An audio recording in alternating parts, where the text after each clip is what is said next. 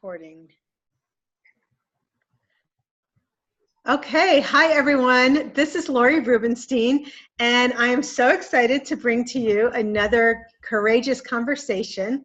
We're going to be talking to my wonderful mother-in-law, Sandy Mauck, of life's third trimester. And today we're going to be talking about the decades and how do you accept what's happening and really understanding what is expected through each step of the last trimester, or the third trimester, I guess we should say, rather than last trimester. So Sandy, welcome. It doesn't have to be the last. Thank you. Thank you. I'm glad to be here. It's always so much fun, Lori, and it's so much fun working with you. Thank you. Yeah, thank you. So one of the reasons we have somebody else joining us too. Excuse me? Sorry, I didn't hear what you said. So I'll just continue. So we have, one of the reasons we decided to talk about the different decades is because when I have conversations with Sandy, I'm usually saying something and then she'll say, "Oh, you're at the perfect place you're supposed to be at this time in your life."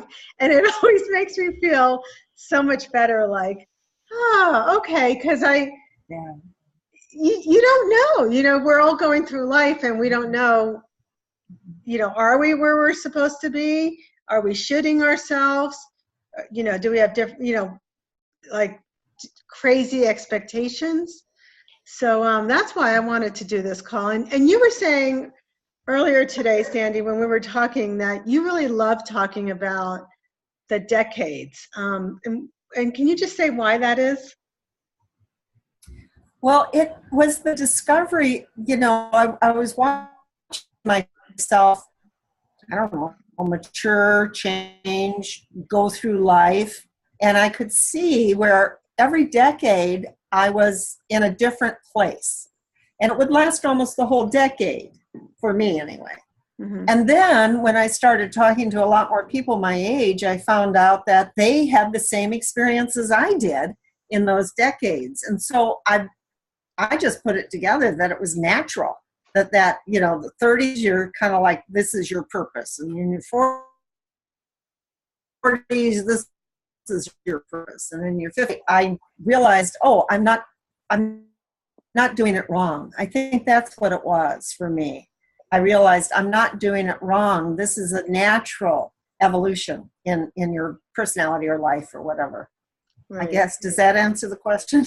Yeah, it does. It does. Okay. So we were when we were also talking at some point, we were talking about the 50s, that sort of precursor to,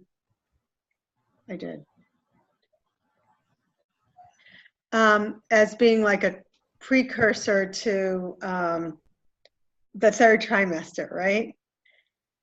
Mm-hmm. So what would you say, were people getting ready? We're like, it's funny because I feel like I'm at this place where I'm thinking more about retirement and what I want to do next and my health and being healthy and strong than I am thinking about my career.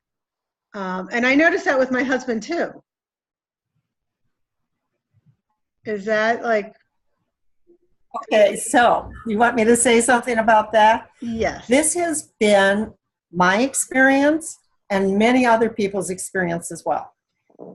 The 50s, let me just talk a little bit about what I have observed to be the 50s. I call it the productive decade because if you think of the trimester as you go 0 to 30, we could talk about that another time, but then it's 30, 40, and 50. Is the second decade, the second trimester. And it's a preparatory thing. So you're in your 20s and you're finally got your feet on the ground. You might be starting a career, So it's developmental. Mm-hmm. But your 50s, it's sort of like everything you learned, you can start applying now, and you can start doing exactly you're productive. It's a very productive decade. And I have talked to many people, and they generally all say the same thing about their 50s. And it doesn't matter what you're doing, whether you're a professional, you're, being a domestic person, or if you're teaching or whatever, you're probably hitting your stride in your 50s. And it's a great feeling for most people. So unfortunately, not unfortunately, but what happens at the end of your 50s is what you just described. It's like, been there, done that. Okay, I accomplished it. I reached the top of the mountain for myself. I don't have to strive so much anymore. And I've been enjoying it, but I'm seeing like there's something else happening, and it's just developmental is all it is. So exactly what you described, and I'm going to say it again to you, Lori, it's exactly where you should be. Mm-hmm. It's not a problem that you can't figure it out, It's okay. It's exactly where you should be. So naturally, your system and your body and yourself is beginning to move into your third trimester. Mm-hmm. And actually today, if we can, I'd like to talk a little bit about that first part of the third trimester. Would that be okay? Yeah, let's talk about that next. I just want to say something though. I really loved that idea of, you're climbing the mountain, and then for me, it feels like, okay, I'm at the top, and I realize there are other mountains out there. and I want to go check out, the grandmother mountain, and I want to go check out the travel mountain, and I want to start doing these other things. So I really love that. That's like a great metaphor. Okay, it's a really good metaphor. And the other thing that you have to realize is that because you've been on a fairly straight path where you've been achieving over and over until you've reached this point, mm-hmm. It feels as though you still have to keep going straight. And what you're doing now is you're widening your vision. And now you have more options. You didn't need to have those options when you were in your 50s because you really had to be on that straight path. And you strengthened yourself to the point where you are. Now you can expand. You don't have to be going straight. You can begin expanding yourself more, okay? And I mean, that was my experience as well. Mm-hmm. That the 50s were so productive. And then all of a sudden I kind of lost like been there, done that. Like, okay, I achieved what I wanted to achieve. That was great. And it wasn't like I had to look to the next achievement, but I started widening my view. Right. And I think that's what you're describing. Yeah. So but there's a part of us that. Sorry, go ahead. Okay. There's a part of us though that says no, we have to stay on that path. That's kind of like ingrained, and we've been learning it for three trimester for the second trimester. Mm-hmm. So it's a time to reconsider and reevaluate and begin to make some choices for yourself, knowing you're going to be okay. And I don't think the generations in front of us ever knew that. I think they really thought that this was the end, that it's all downhill from here. It was always, that was the expression. It's, you get old and it's all downhill from here. Right. And people believed that, and therefore it started happening in their lives. So then they believed it more. But something's changed. Yeah. So I know that also you were saying something earlier about, what to really expect or why it's different as you're starting to enter your 60s. Right. I call it the adolescence of the third trimester. Okay, so if you can remember at your old adolescence, their actual adolescence, everything changed, right?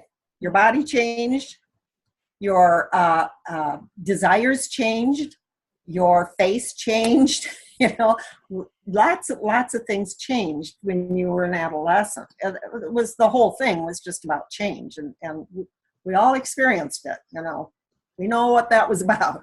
Right. Well, I experienced in my early 60s those same kinds of changes, only kind of in a different way. And I began to see that, let me think about it a minute. I began to see that I was getting older and I could see death closer than I ever had before. Like even in my 50s, it was still kind of half and half. I could see it back as far as I could see forward, sort of like that.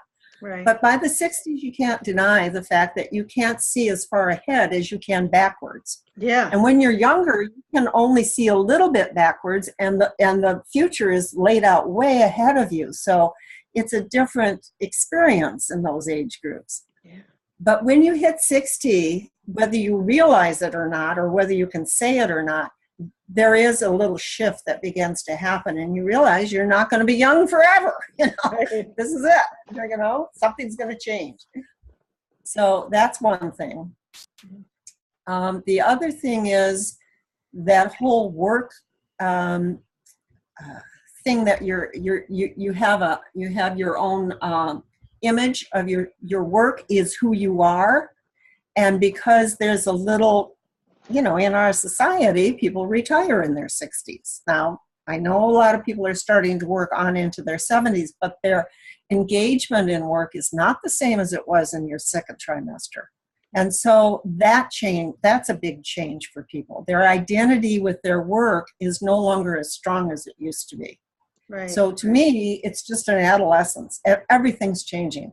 I didn't like it because my face changed a lot. My body changed a lot.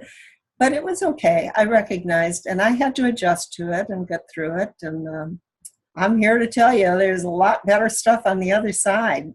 It's okay. You get through it just fine. And you've done a marvelous job in your 50s. You should be very proud of everything you've done. Right. And now, you just have to go through a little change like you did when you were a teenager. You're going to be a different era. When I think about 60s, I think often about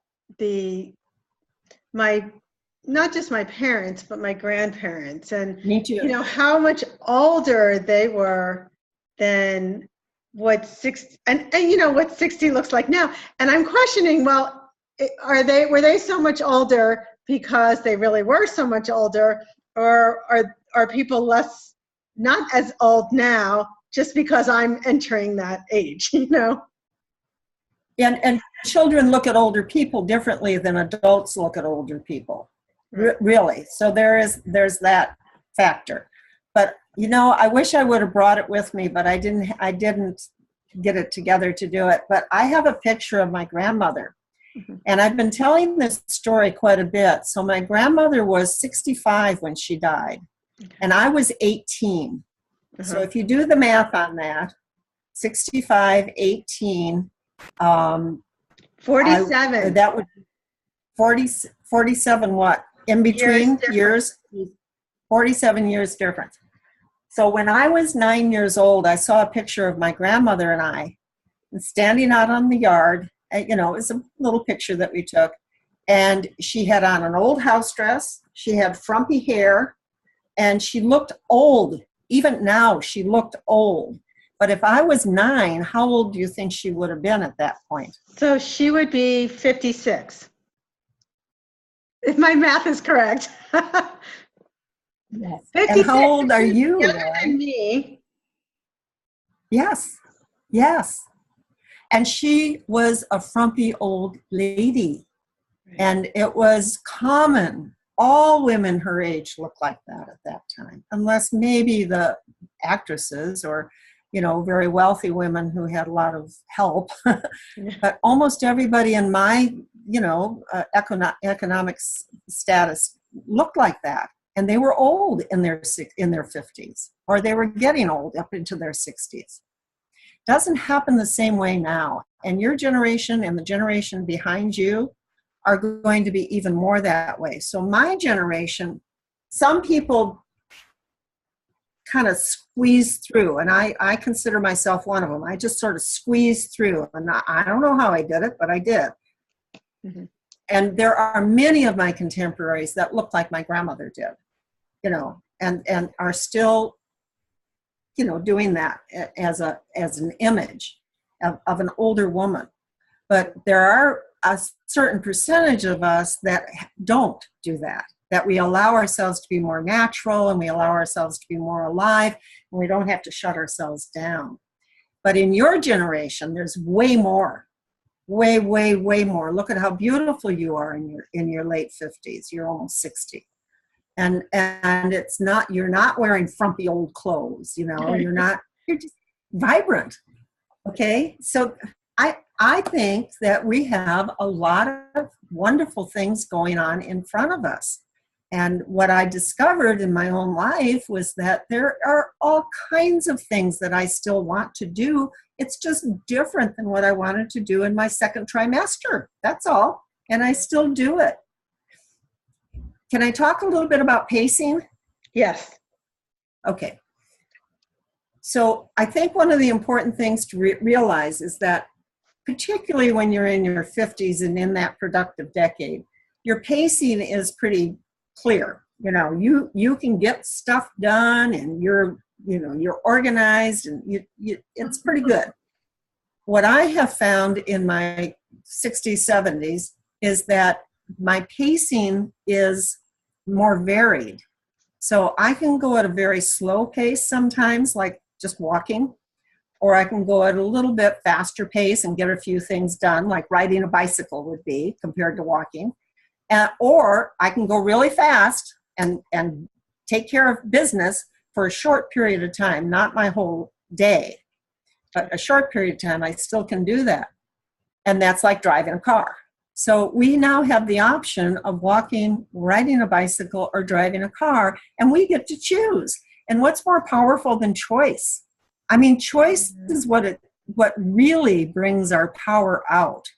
And now we have it in spades. We can choose whatever we want to be, however we want to do, whoever we want to be with. We're not constricted by our careers. We're not constricted by our families. We're really very free at this point. And I think it's an important thing to embrace as you get into that early 60s, to realize I got a lot more choice than I've ever had. Mm-hmm. So have you ever heard anybody say that they retired and all of a sudden they're busier than they've ever been? Everybody says that. Everyone's like, I don't know how I ever had time to work. That's right. That's right. That's what I'm talking about. That's what I'm talking about. Yeah. So you come out of a, go ahead. Go ahead. Go ahead. So I love the idea of, you having all these different choices. I know that, like, I have a lot of friends in their 60s, and there's this push-pull that I notice with, should we try to be young? Should we do anti-aging stuff? Or how do I just accept how I am? Like the big decision that a lot of people are making is, do I stop coloring my hair? Things like that. Because you do look, depending on how your hair is, you could look a lot older when you do stop dyeing your hair. All those decisions that I think women in their 60s are struggling with. How did you just deal with those? The same way you did. Exactly what you described. I had all those issues. I had all those fears. I had all those questions, and in retrospect now, well, it's more like you can be anything you want. And just because you don't color your hair anymore doesn't mean that you're going to be unattractive. So your attraction as a woman, that's a very important thing, is, we like to look nice. Right. But you can actually, you can kind of engage in your own new visual of yourself. When I look at myself, I don't look anything like I did when I was younger. I don't think. There are some people who might think I do, but I don't think I do. And people who knew me when I was younger, would be able to attest to that. So I can let go now of depending on my looks for my value. And that doesn't mean that I have to be not attractive, but I look different than I did when I was even 60 years old. I know that. And I certainly look different than I did when I was 50. So I don't know if that answers your question or not, but it's very common in the early part of your third trimester, the 60 to 65 or 63 or however long it takes you, to worry about those things. And I think that just talking about it with other people and realizing that it's normal and you can still be a wonderful person, you don't have to rely just on your beautiful looks, and you don't have to be ugly. It's just, you're going to look different though. You are going to look different. Right. And so you go with the flow.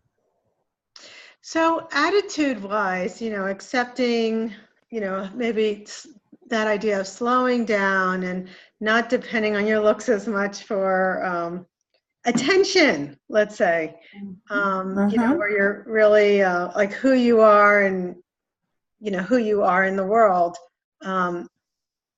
is really how you're going to get attention if you're, looking for attention.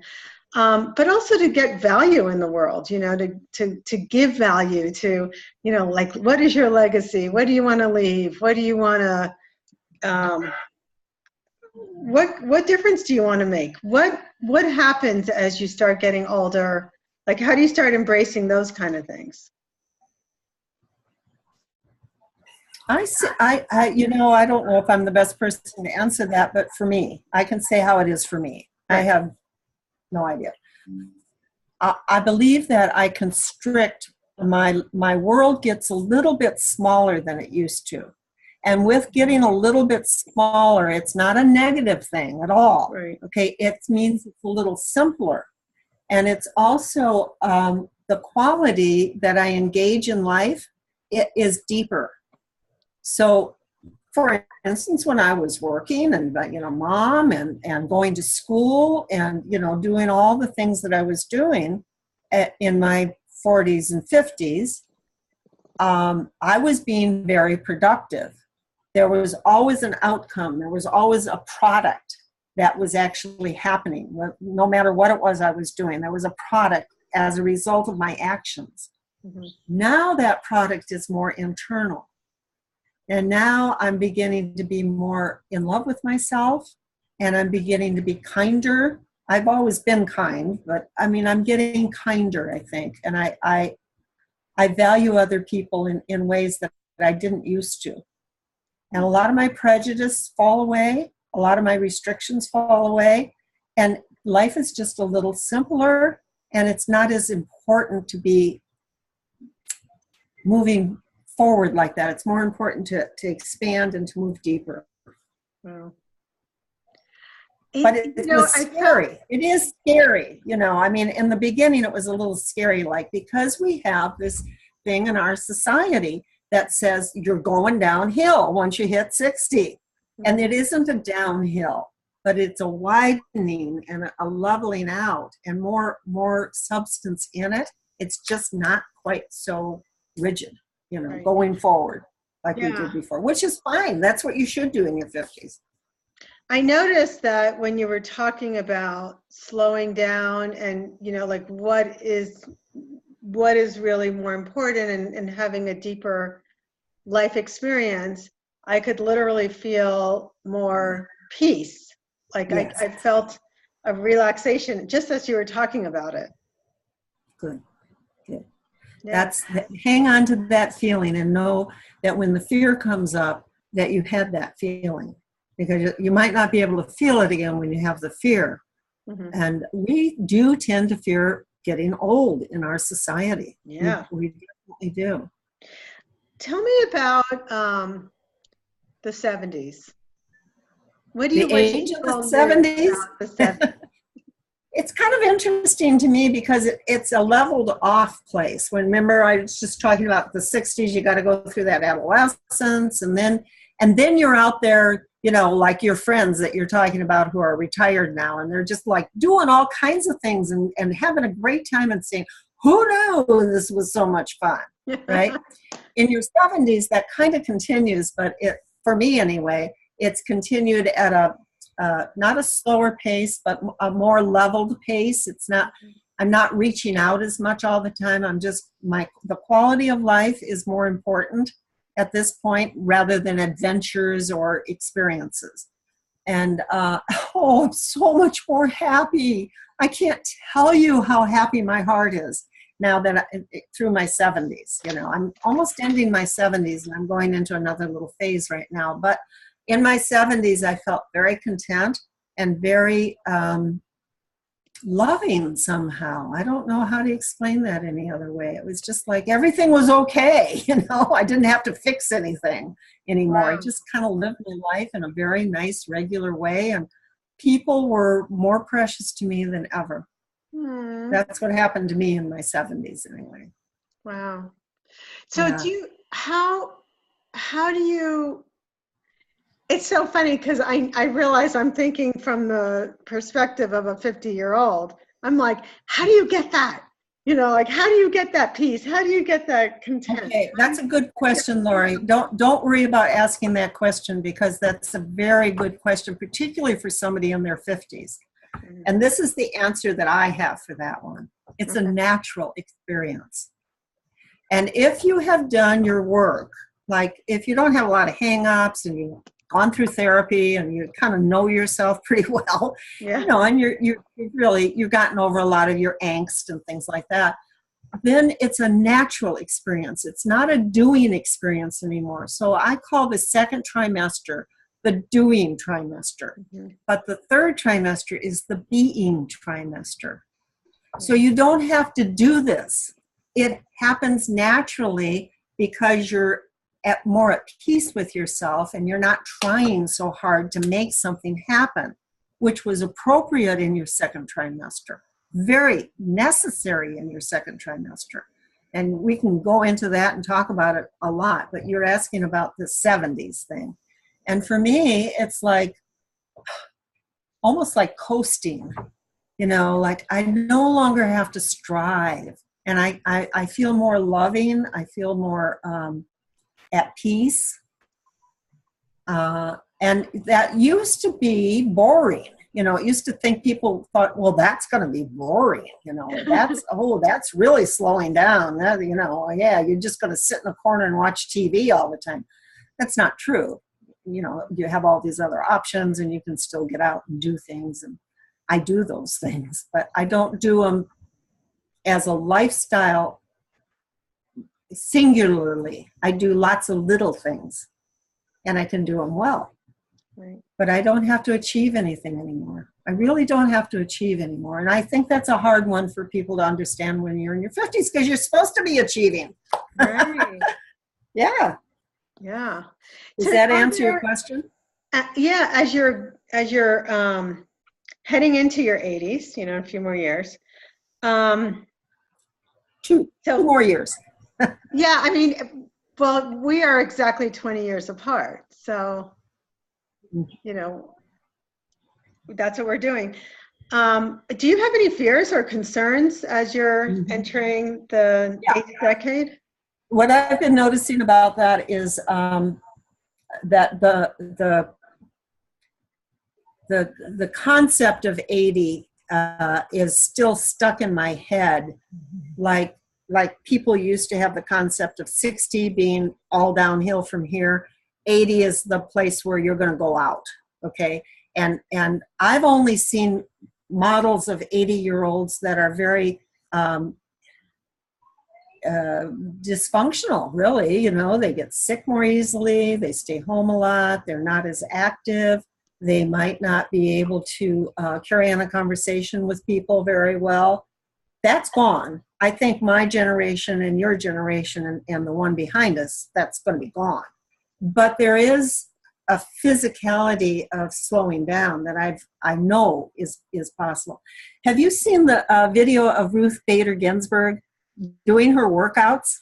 I know I haven't seen that. I haven't seen that. Oh, it's wonderful. I Wow. mean, if you're 20 years old, you're going to do 50 push-ups or something, but she can do like push-ups, and she Wow. does this kind of exercises, and she does a lot of exercises. She has a trainer.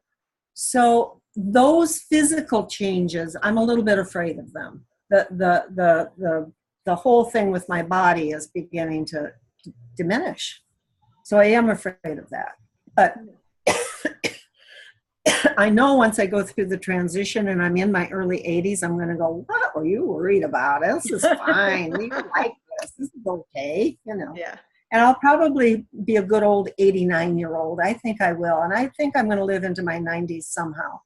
Mm-hmm. Might not, but so Well, yes, in the answer, I am worried about it, but it's not grounded. It's not a grounded fear. mm-hmm. And I have to continue to open my mind to the fact that my 80s are going to be an adventure just like my 70s and my 60s were. Well, I mean, your mother, if that's any indication of what's going to happen to you, I mean, she was just such a, kick-ass, go-getter kind of person way into her 80s. Yeah. Yeah. But physically, she's slowed. She wasn't going out as much as she used to. She wasn't involved in she's still into church and things. But she had interests. It was important for her to have interest. I think it's important for us to have an interest of some kind. My mom used to play, and did you lose me here? Yeah, Something you happened froze, but we could still hear you. Yeah, my mom used to play bridge on the computer. I think it kept her mind nimble, but her body wasn't as nimble as it used to be. And she didn't drive after a while. There were some physical changes that were common to that decade, but her spirit, the one that you recognize, never went away. Right. So right. That's what I want. Yeah. That idea of giving back or just having an interest, just being interested in things. What happens? I mean, do you see people in there, because you're in a community where there's a lot of older people. Is there a difference between people who stay involved or not? Yeah, I think so. I mean, one of the things that I do is I drive people. It's called Neighbors Helping Neighbors. Mm-hmm. And I drive people generally to their doctors, and they're all in their older years and they can't drive anymore for whatever reason. They might have a walker, they might be incapacitated, they might just be a little demented, whatever. They can't drive anymore. So I've noticed that there's two different kinds of people in that age group. Mm-hmm. One, they are still very alive and they talk and they can converse and they engage. Now, physically, they may be more diminished. And then there's the ones who are really physically diminished in a way that is, I don't know, it's like stopping their lives almost. Like they really, it's very sad to see it. And I don't know if that's lifestyle. I don't know if it's genetics. I don't know why that happens. But I do see a difference in people in the 80s of their engagement with life.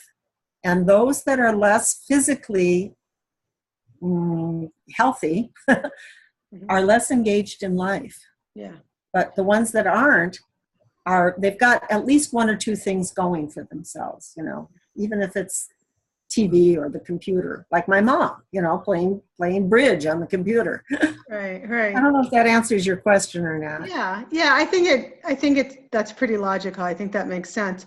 I want to see if anybody has any questions or comments. I know we've been like talking. Okay. So anybody who's listening, do you have any questions or comments?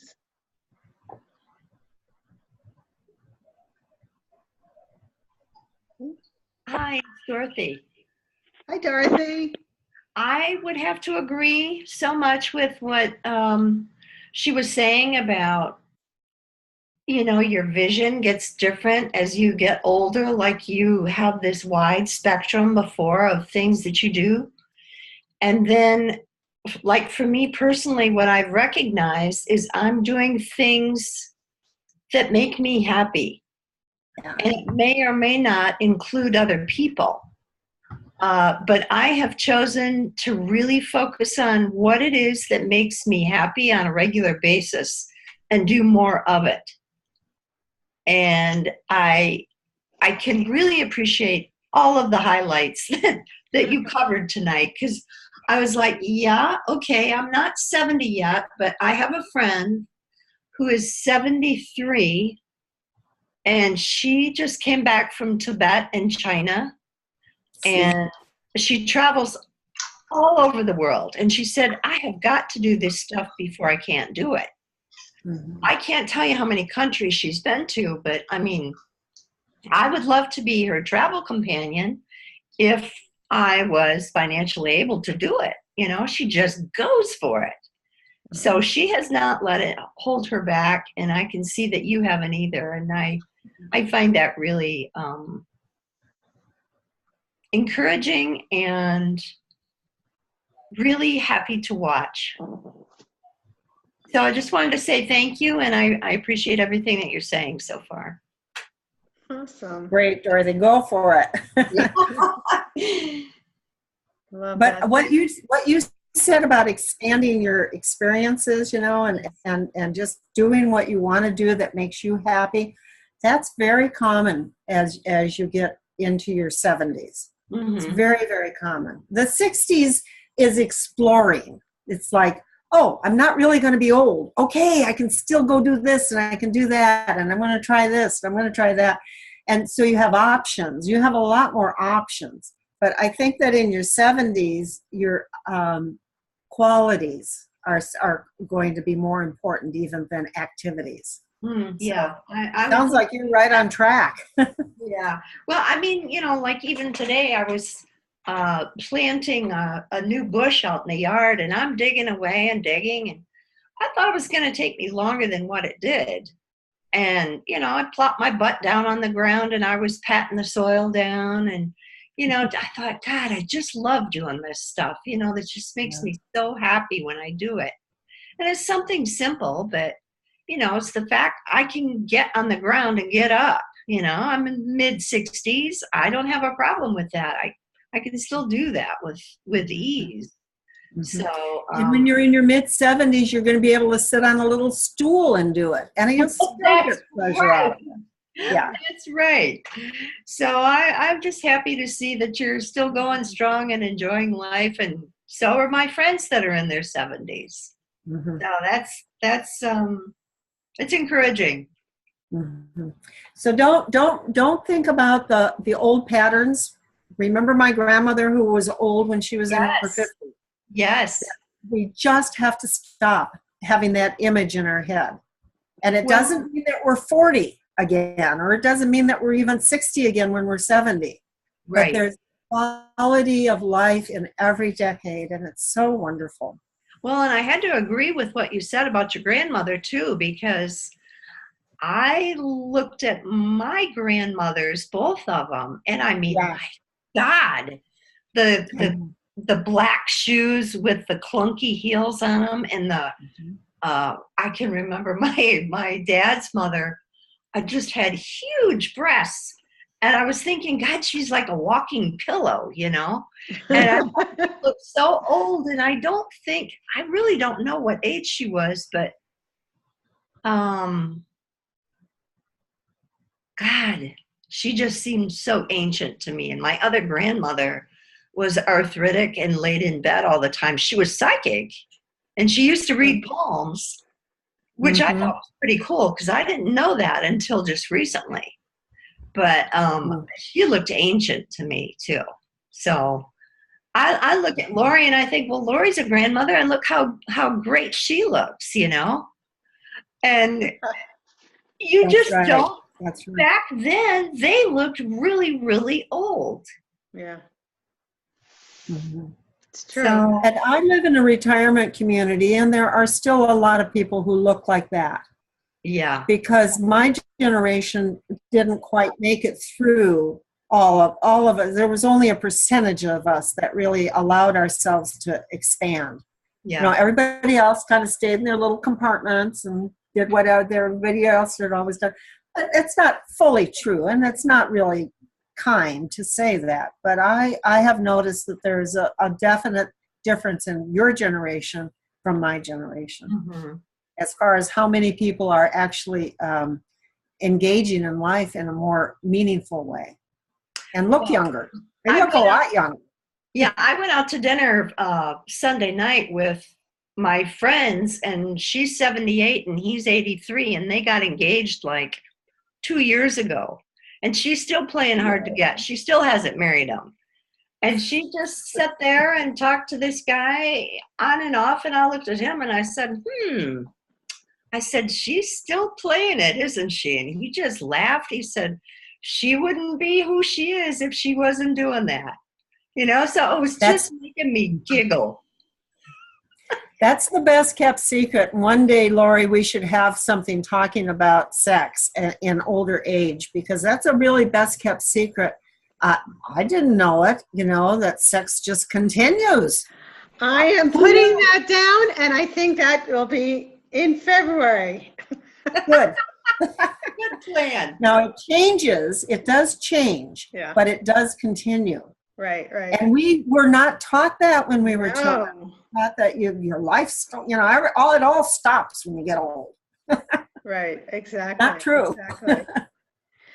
Well, so this is great. So any other comments or questions from anybody who else is listening?